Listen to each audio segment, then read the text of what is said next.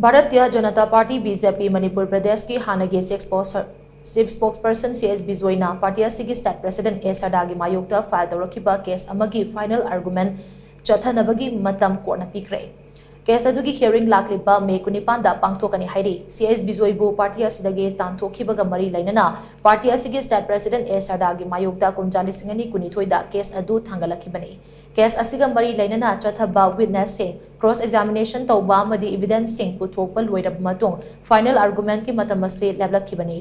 था असिगी 19 दा final argument की मतम लेबनबा court of civil judge junior division Imphal west ना चथकिबा हियरिंग दा प्लांटिफ CS बिजोईगी काउंसिल ओइना एडवोकेट एंडोपेन मैतेना लेबकी अदुगा डिफेंडेंट बीजेपी मणिपुर प्रदेश की काउंसिल ओइना एडवोकेट CS रोमेल ना लेबकी।